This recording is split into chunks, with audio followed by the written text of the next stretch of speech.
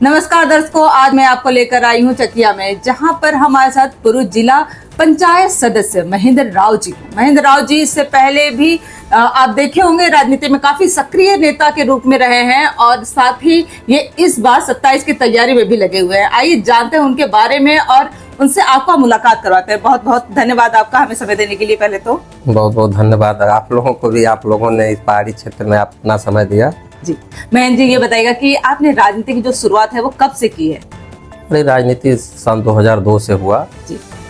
तब से आज क्या क्या पद पर रहे हैं आप? हम पूर्व क्षेत्र पंचायत सदस्य में रहे, ब्लॉक मंत्री रहे, उसके बाद छात्र संघ में रहे, पूर्व जिला पंचायत सदस्य रहे और सहकारिता में जिला पंचायत सदस्य रहे जी। और मैं पूर्व में जिस पार्टी में मैं काम कर रहा था, मंडल कोऑर्डिनेटर, जोन कोऑर्डिनेटर, पूर्व में बसपा में मैं रहा। अच्छा, बसपा में थे? इस समय मैं समाजवादी पार्टी में हूँ। समाजवादी पार्टी में बाबा साहब अम्बेडकर वाहिनी का प्रदेश उपाध्यक्ष हूँ और निरंतर यहाँ चकिया विधानसभा से हमारी तैयारी है और हम चाहते हैं कि भाई यहाँ जनता एक बार हमको मौका दे और हमारे समाजवादी पार्टी के माननीय राष्ट्रीय अध्यक्ष अखिलेश यादव के नेतृत्व में 2027 की जब सरकार बनती है तो यहाँ से अगर हमको मौका मिलता है, यहाँ लोगों का आशीर्वाद मिलता है, विधायक बनेंगे तो यहाँ जो हमारा पिछड़ा इलाका है, जो शिक्षा का मामला रहा, रोजगार का मामला रहा, इन तमाम मुद्दों पर हम लोगों का मुहिम चल रहा है। जो आने वाले समय में जो हमारे राष्ट्रीय अध्यक्ष माननीय अखिलेश यादव जी द्वारा जो जाति जनगणना की बात हमेशा मांग की गई, रोड से लेकर सदन तक, उसको भारत सरकार ने माना भी, तो उस जाति जनगणना के आधार पर सभी जातियों के साथ उनका हक अधिकार दिलाया जाएगा और उनके मान सम्मान में निरंतर हम लोग कार्यरत हैं। ये बात तो बहुत से बताई कि अखिलेश जी की बहुत चाह थी कि जाति जनगणना हो और इस बार केंद्र सरकार ने उसे मान भी लिया है, तो अब आप पार्टी का क्या कहना है इस पर? पार्टी का हमारे कहना है, हमारे माननीय राष्ट्रीय अध्यक्ष जी अखिलेश यादव जी का यही कहना है कि जो हमारी मांग थी, जो हमारे पार्टी की मांग थी, जो हमारे मुखिया, जो उत्तर प्रदेश के पूर्व मुख्यमंत्री हैं, जो इस देश के 90% दलितों, शोषितों, पिछड़ों, आदिवासियों और सर समाज के गरीब भाइयों और मुस्लिम समाज के हक अधिकार की बात कर रहे हैं, जिसकी बात हमेशा रोड से लेकर सदन तक हमारे माननीय राष्ट्रीय अध्यक्ष जी ने निरंतर कहा कि भाई देश में आज आज़ादी के 75 साल बीत जाने के बाद भी देश के 90% को आगे तरक्की करने का बाबा साहब भीमराव अम्बेडकर साहब जी द्वारा जो संविधान में मौलिक अधिकार मिला, कहीं न कहीं उनको अभी तक रोका गया। इस आधार पर जाति जनगणना कराकर इनको हक अधिकार दिया जाए। इसको भारत सरकार ने मान लिया।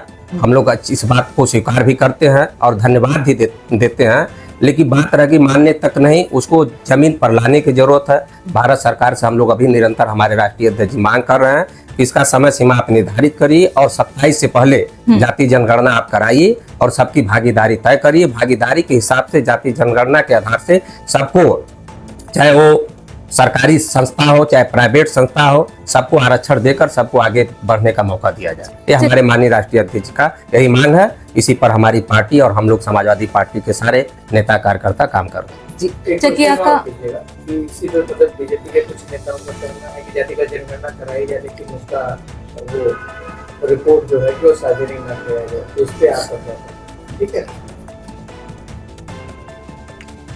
महेंद्र जी, इस पर बीजेपी का कहना है, बीजेपी के जो कार्यकर्ता हैं उन लोग का कहना है कि जब ये जाति जनगणना हो जाएगी तो उसमें जो भी रिजल्ट आएगा वो जो है वो मतलब सामाजिक नहीं किया जाएगा, वो लोगों को नहीं बताया जाएगा, उसको गुप्त रखा जाएगा। इस पर आपका क्या कहना है? देखिए, बार बार हमारे राष्ट्रीय अध्यक्ष जी बार बार इस बात को कहा कर रहे हैं कि भारतीय जनता पार्टी हमेशा दोहरा चरित्र करती है।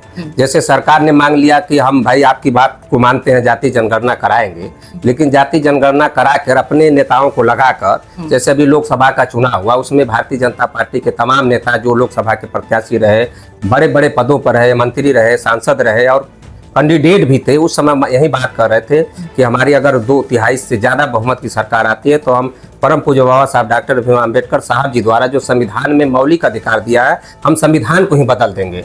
और वो नहीं चल पाया क्योंकि देश की जनता ने स्वीकार किया और पीडीए के लोगों ने स्वीकार किया और भारतीय जनता पार्टी को कहने के उस लक्ष्य तक रोकने का काम किया।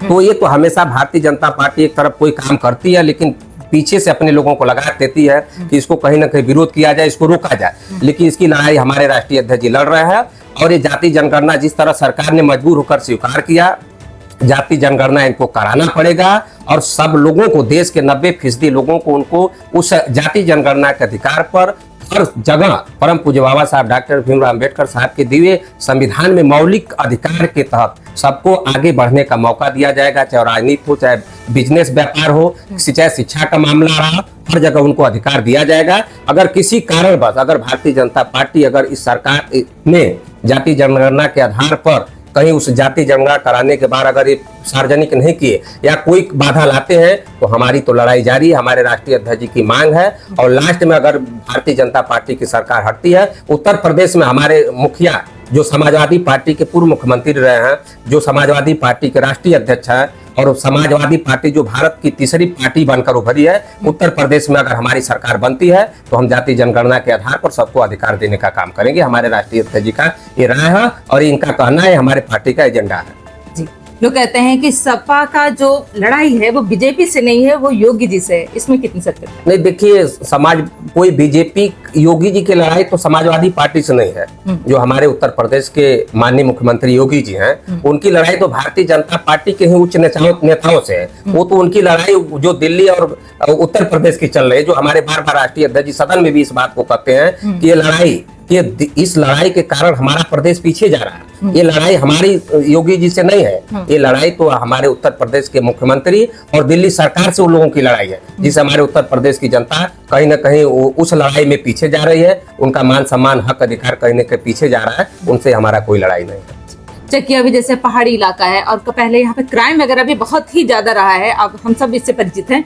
तो अब क्या लगता है कि अगर आपकी सरकार आती है और आप विधायक बन के आते हैं तो इन सब चीजों पे रोक रहेगा? नहीं, बिल्कुल रहेगा। देखिए, पूरे हमारे पार्टी का ये गाइडलाइन है और समाजवादी पार्टी के जो हमारे मुखिया हैं, जो राष्ट्रीय अध्यक्ष हैं, उनका बार बार कहना है कि जो परम पूज्य बाबा साहब डॉक्टर भीमराव अम्बेडकर साहब ने संविधान दिया, जो बाबा साहब ने संविधान दिया, उस संविधान के तहत सबको रहना है। इसमें कहीं क्राइम को कोई जगह नहीं है, चाहे वो चाहे अपराध रहा हो, चाहे भ्रष्टाचार रहा हो, कहीं ना कहीं पूरी तरह से इसको खत्म करके उत्तर प्रदेश को एक नया प्रदेश का मॉडल बनाया जाएगा, जो भारत नहीं पूरी दुनिया में उत्तर प्रदेश एक मिसाल बनेगा। माननीय राष्ट्रीय अध्यक्ष अखिलेश यादव के नेतृत्व में 2027 में, और उत्तर प्रदेश की जनता ये मान चुकी है और सारे लोग जानते हैं कि जो 2027 का आने वाला चुनाव है उसमें भारतीय जनता पार्टी कहीं ना कहीं इस प्रदेश से जाने वाली है और उत्तर प्रदेश में पूर्ण बहुमत की सरकार बनेगी। उसमें उत्तर प्रदेश के राष्ट्रीय अध्यक्ष समाजवादी पार्टी के माननीय अखिलेश यादव उत्तर प्रदेश के मुख्यमंत्री होने जा रहे हैं। बस समय का इंतजार है और जनता तय कर ली है। इस पूरे उत्तर प्रदेश के सारे लोगों को पता है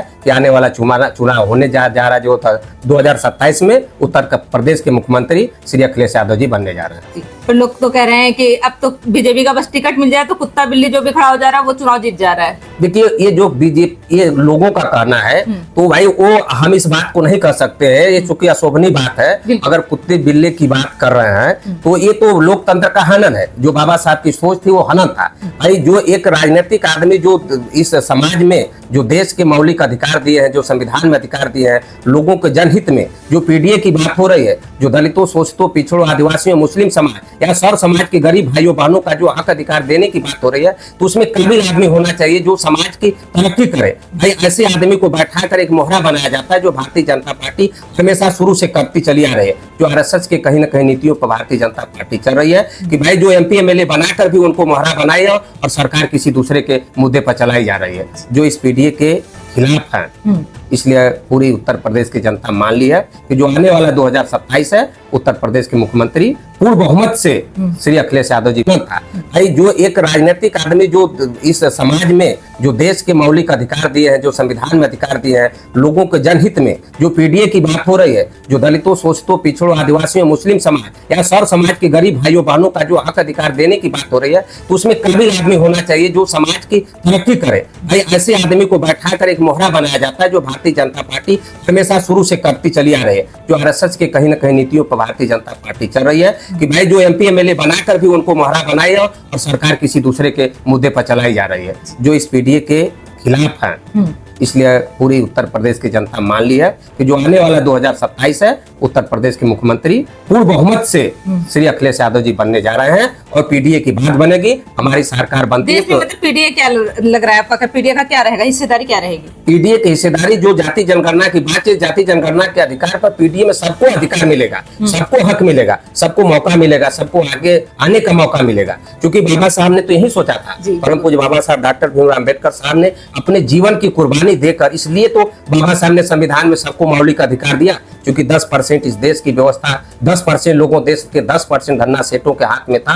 आज भी परंपरा कहीं ना कहीं लागू है। उसको खत्म करने के लिए पीडीए को आगे, पीडीए बनाया गया और पीडीए के लोग आगे आ रहे हैं। इसे भारतीय जनता पार्टी घबराई है। 2027 में उत्तर प्रदेश से जा रहे हैं और आने वाले 2029 में भारतीय जनता पार्टी देश से भी जाएगी। तो क्या 29 में भी अब अखिलेश जी खड़े होंगे?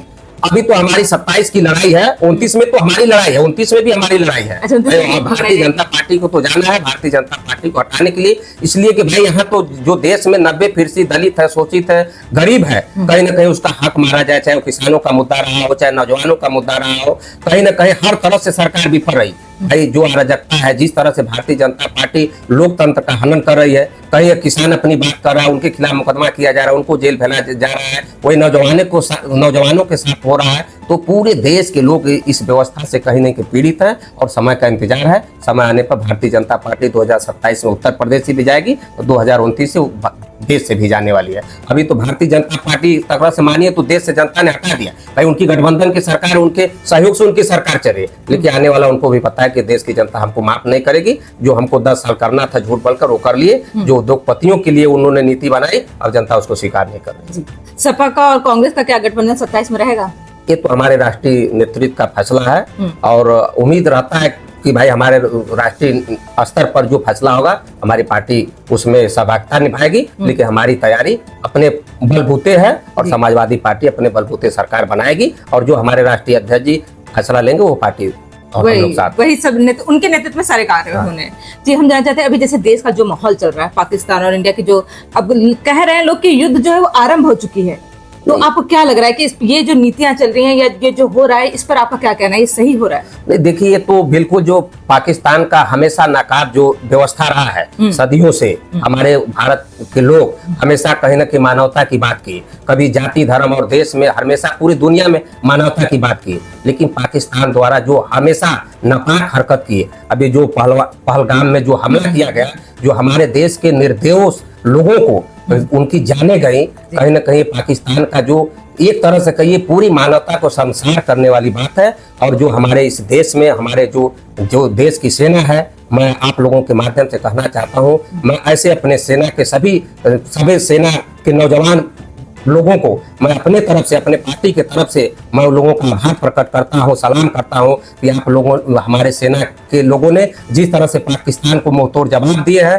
पाकिस्तान के आतंकवादी ठिकानों पर लगातार हमला कर रहे हैं, तो कहीं न कहीं इस तरह से जो हमारा देश आज एक मजबूत भारत पूरे दुनिया में उभर कर शुरू से था और आज भी खड़ा है, लेकिन आज हम लोग भी उम्मीद करते हैं, हमारे राष्ट्रीय अध्यक्ष जी और पूरा देश इस मुद्दे पर अपना सरकार के साथ खड़ा है कि जो पाकिस्तान द्वारा जो बराबर मानवता को शर्मसार किया गया, निर्दोष लोगों की जानें लेते रहते हैं, आतंकवाद को बढ़ावा देते हैं। इस समय जो लड़ाई चल रहा है, हमारा देश एग्री है, पूरे देश की जनता 140 करोड़ भारत की जनता एक साथ खड़ी है और पाकिस्तान को, जो पाकिस्तान की आतंकवादी व्यवस्था है, उसको इस बार भारत खत्म करके ही मानेगा, इसमें कोई दो राय नहीं है। सारी राजनीतिक पार्टियां एक हो चुकी हैं। बिल्कुल, पूरी राजनीतिक पार्टियां एक है, ये हमारे देश का सवाल है और 140 करोड़ जनता की सवाल का है, पूरा भारत एक साथ खड़ा है और पाकिस्तान को इस बार सीख आ जाएगी, कभी पूरे एक पीढ़ी नहीं, हजारों पीढ़ी भारत पर ताकने का उनकी हैसियत मिट जाएगा।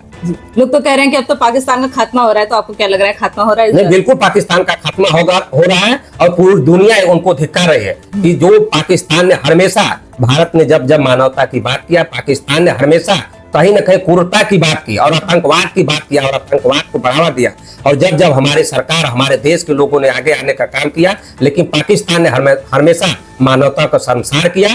और आज भी हमारे देश के जो जवान खड़े हैं, पाकिस्तान पूरी तरह से, उनकी सारी एजेंसियां फेल है, उनके पास कोई दम नहीं है, लेकिन पूरी तरह से जो आतंकवाद बनाकर 2-4 उनके पाकिस्तान के लोग बैठे हैं, पाकिस्तान का खत्म होने वाला है। अब इस तरह से पाकिस्तान का कुछ ही दिनों में, चंद दिनों में उनका पूरी तरह से आतंकवाद से जुड़े सारी व्यवस्था खत्म होगी। हमारी सरकार और हमारे देश की 140 करोड़ जनता एक साथ खड़े हैं और पाकिस्तान का सफाया होना तय है। ये तो बात बिल्कुल सही कही कि हम सब एक टाइम पे एक साथ खड़े हैं और पाकिस्तान के खिलाफ हैं। और 27 भी अब करीब है, तो अब हम ये बस एक मेरा लास्ट क्वेश्चन है आपसे कि इस बार तैयारी में जो आपका मुद्दा मेन होगा यहाँ के लिए, चकिया के लिए, वो क्या होगा? चकिया के लिए मेन मुद्दा जो हमारे राष्ट्रीय मुद्दा है, जो स्टेट लेवल के मुद्दा है, वो हमारे चकिया का मुद्दा है। चकिया का मुद्दा जो हमारे पीडीए, जो हमारे राष्ट्रीय अध्यक्ष जी का जो निर्देश है कि जो पीडीए के तहत जिसकी जितनी हक है, जिसकी जितनी संख्या है, उसकी उतनी हिस्सेदारी दिया जाएगा। और चकिया पूरी तरह से 5 साल 10 साल बीजेपी के गवर्नमेंट में चकिया का विकास पीछे रहा। यहाँ महंगाई का सबसे बड़ा मुद्दा रहा और रोजगार पूरी तरह से हमारा पिछड़ा इलाका है और यहाँ न नौजवानों को कोई आगे आने का मौका मिला। शिक्षा तो पूरी तरह से खत्म हो गया। शिक्षा की जो व्यवस्था है, हमारे नौजवान साथियों, हमारे भाइयों बहनों को कहीं आगे जाने का मौका नहीं मिल रहा है। जो व्यापार है, जो रोजगार है इस देश में, इस चकिया हमारे विधानसभा में, वो सबसे बड़ा महामारी इस गवर्नमेंट बना है। अगर समाजवादी पार्टी की सरकार बनती है तो उत्तर प्रदेश में जो चकिया विधानसभा, जो हमारा सबसे अंतिम छोर बॉर्डर पर ये विधानसभा है, हमारी समाजवादी पार्टी की सरकार बनने पर, माननीय राष्ट्रीय अध्यक्ष श्री अखिलेश यादव जी को मुख्यमंत्री बनने पर चकिया क्षेत्र में सबसे पहले शिक्षा का विस्तार किया जाएगा। यहाँ मेडिकल कॉलेज का व्यवस्था किया जाएगा। यहाँ 10-5 फैक्ट्रियां बैठाया जाएगा। यहाँ लोकल गरीबों को आगे ले जाने का, उनको मुख्य धारा से जोड़ने के लिए तमाम जो हमारी सरकार की पॉलिसी है उस चकिया विधानसभा में बड़े क्रम में लागू किया जाएगा। क्योंकि अखिलेश जी का मैं अक्सर ट्वीट देखती हूँ, वो चंदौली और चकिया पे अक्सर ही रहता है। जी जी। तो उनकी भी निगाहें जो है वो एकदम चकिया पे लगी हुई बिल्कुल है। बिल्कुल चकिया पर माननीय राष्ट्रीय अध्यक्ष जी का लगा है, क्योंकि चंदौली में ऐसी तमाम ऐसी व्यवस्था है जो भारतीय जनता पार्टी, जो समाजवादी पार्टी सरकार में राष्ट्रीय अध्यक्ष जी चलाए, उसको भी भारतीय जनता पार्टी निष्क्रिय कर दी और पूरी तरह से विकास मुद्दा विफल रहा है और महंगाई, भ्रष्टाचार चरम सीमा पर बढ़ा है। तो पूरी जनता चाह रही है और चकिया में सबसे बड़ा जो ये चकिया विधानसभा हमारे चंदौली जिले का सबसे पिछड़ा इलाका है, जो चकिया विधानसभा सुरक्षित विधानसभा है, इसमें हमारे राष्ट्रीय अध्यक्ष जी का पूरे चंदौली जनपद में, साथ साथ चकिया में भी उनकी नजर है कि जब हमारी सरकार बनती है तो यहाँ शिक्षा का व्यवस्था और मेडिकल कॉलेज का व्यवस्था और फैक्ट्री का भी स्थापना कराया जाएगा। फैक्ट्री भी खोला जाएगा जिससे जिस तरह से लोगों को रोजगार मिले और रोजगार से शुरू लोग शिक्षित बने और अपने हक अधिकार को पाने का मौका उनको मिले और आगे जाने का मौका मिले। अपनी जनता से भी कुछ कहना चाहेंगे? हम यही कहना चाहेंगे कि पूरे आज आप लोगों के माध्यम से कहना चाहता हूँ कि आज दोस्त जो हमारे देश का हालात है, हम पूरा भारत को गर्व है अपने इस नौजवान इस सेना को, हमारे भारत के सेनाओं पर पूरे भारत को गर्व है। हम अपने तरफ से और अपने पार्टी के तरफ से अपने सेना को धन्यवाद देना चाहता हूं कि भारत की पूरी जनता आप पर गर्व करती है। आपने जिस तरह से आतंकवाद के खिलाफ आपने मुहिम छेड़ा है, आतंकवाद का आप खात्मा कर रहे हैं, तो इस तरफ से चकिया विधानसभा के लोगों से हम अनुरोध करना चाहते हैं कि जो 2027 में आने वाला जो चुनाव है, एक एक हमारे राष्ट्रीय अध्यक्ष माननीय श्री अखिलेश यादव जी के बातों को ध्यान रखते हुए समाजवादी पार्टी चकिया विधानसभा से जिताने का काम करेंगे। उत्तर प्रदेश में समाजवादी पार्टी का सरकार बनाएंगे जिससे पीडीए के सभी लोगों का मान सम्मान अधिकार मिलेगा। परम पूज्य बाबा साहब डॉक्टर भीमराव अंबेडकर साहब जी द्वारा जो संविधान में मौलिक अधिकार दिया गया है, बाबा साहब के दिए संविधान के आधार पर सभी जाति धर्म के लोगों को कहीं न कहीं, वो चाहे